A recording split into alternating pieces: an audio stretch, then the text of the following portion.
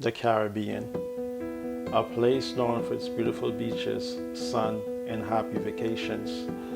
What if I told you that all that is on the verge of changing, and that the Caribbean is about to be known for more than just its luxurious vacations, but also for widespread instability and war? Before I get to the Caribbean, let's listen to this video. Both of your elections, the biggest issues were the economy and immigration. Now you're getting credit from Democrats and Republicans for this Middle East peace deal. Where does it fit? Where do you think it fits into your legacy? Well, look, this will be my 8th war that I've solved. And I hear there's a war now going between Pakistan and Afghanistan. I said, I'll have to wait till I get back. I'm doing another one because I'm good at solving wars. I'm good at making peace. And it's an honor to do it. I saved millions of lives. Millions of lives. Now, in all fairness to the Nobel Committee. Now, beloved, if you really believe that peace is coming to the Middle East and elsewhere around the world, then you need to get your head out of the proverbial sand. Because the Bible says that there is no peace, saith my God, to the wicked. Why? Because the wicked are like the troubled sea when it cannot rest. Now, if you look at your neighborhoods, their communities, the countries, is wickedness increasing or is it decreasing? I think we can all agree that wickedness is increasing on a scale that we've never seen before. The Bible also says that when they shall see peace and safety, then sudden destruction come upon them. Now, who is the them? Does the them include the Caribbean? Because a lot of time when we talk about war and destructions, we have certain regions in mind, such as Africa, the Middle East, and Eastern Europe. But when the Bible talks about them, does the them also include the Caribbean? When we read passages when it says that the nations were angry and thy wrath is come, is the nations also include the Caribbean? Now, what will bring the curse to the Caribbean? What will bring war to a peaceful region such as the Caribbean? Because the Bible says the curse costless shall not come. Now, over 2 centuries, the island nation of Haiti has been going over political unrest, social and economic devastation. And if you think Haiti has been going through this crisis because of their accomplished revolt and their independence in 1804, you are absolutely correct. Now, here's something I'm going to tell you that you will only hear on this channel and nowhere else. When people comment on the crisis in Haiti, they like to talk about US and France and their allies as the cause behind it. But who has really covenanted not to let Haiti strive? Who had promised himself to make Haiti a failed state after its independence? To answer that, let us see who the Bible says was behind and is behind the slave trade. In Revelation chapter 18, verse 3, the Bible says that any decision, any actions, prime ministers, presidents, kings, chancellors have made, they have made it based on the policies under the influence of the Roman Catholic system. And verse 13 says that the Roman Catholic system is and was the one behind the slave trade. So when we see Roman Catholics are making apologies for their abominations and their sins, do not be deceived, because the Bible also styled the Roman Catholic system as a leopard-like beast. And in Jeremiah chapter 13, verse 23, the Bible says that the leopard cannot change his spot and will not change his spot. Why? Because it is accustomed to do evil. Now, one of the evils of the Roman Catholic system is that they don't believe of the separation between church and state. And another one of their abominations that they're accustomed to do is that they don't believe in religious nor civil freedom. For example, the Constitution of the United States guarantees liberty of conscience, but Pope Pius XIV, in his encyclical letter in 1854, called liberty of conscience absurd, erroneous, and also a pest, and claimed that the church have every right to use force. So when the Haitian people took independence in 1804, who really claimed that they have lost resources, who really claimed that the Haitian people have violated their doctrines, their principles by making themselves free, we have to understand that the Jesuits of Rome do not forget. It may take decades, it may take centuries, but they will make sure that you pay for whatever crime that they deem that you have done against them. Now, well, you may say, what does all of this have to do with the rest of the Caribbean region? Over the years, the CARICOM has taken a passive approach to the crisis in Haiti. Unfortunately, recently they have taken a negative, active approach. The reason being is that America has been looking to take a covert approach to the Haitian crisis to influence Haitian policy, so it had used the Caribbean community, which is CARICOM, and who is behind America. It is Rome. The Bible says through his policies, he has caused craft to prosper in his hand.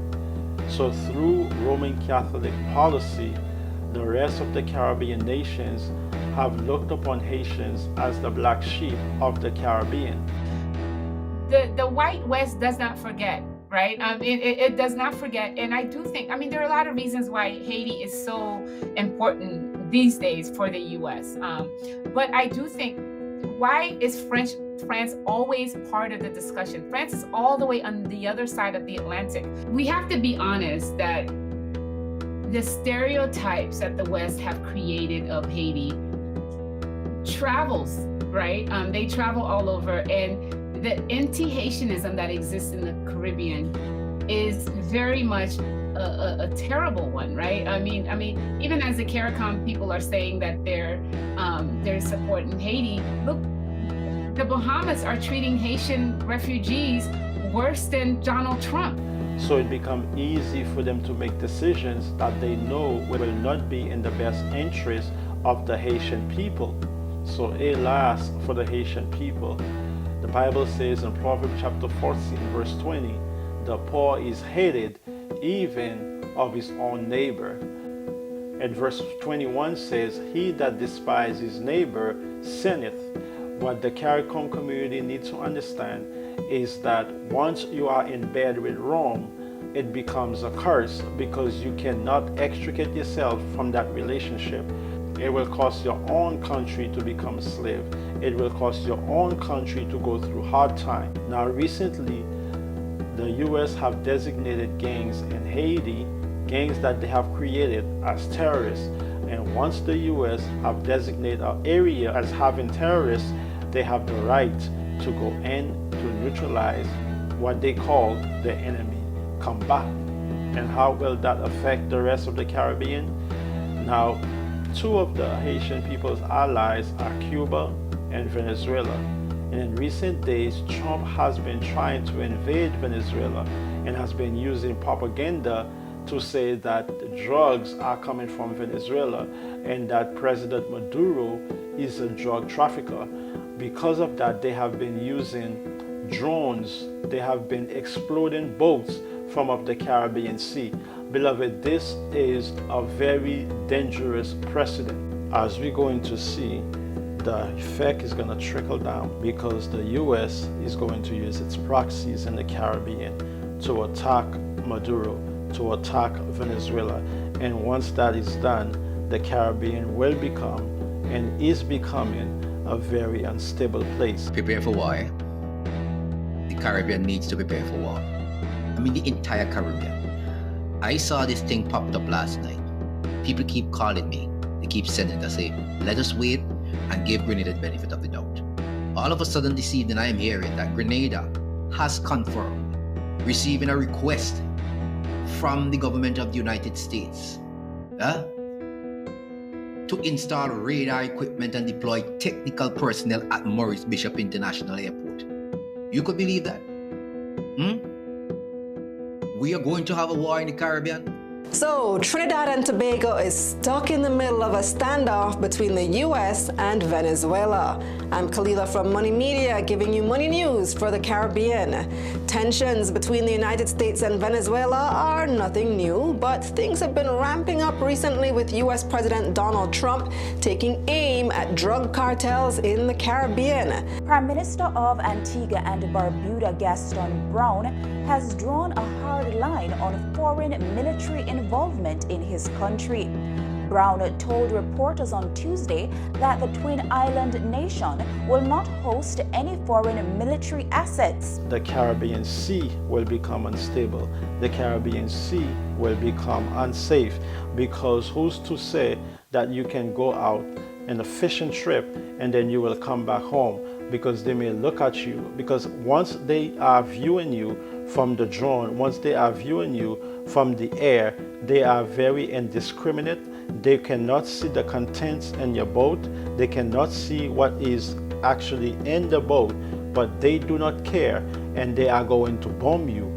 2 men believed to be Trinbagonians were killed in the latest U.S. drone strike of Venezuelan waters. And now Alas Cuevas' family is demanding answers. They say Chad Joseph wasn't a trafficker, just a young man trying to come home. Jensen Levent went to the fishing village to speak with the family.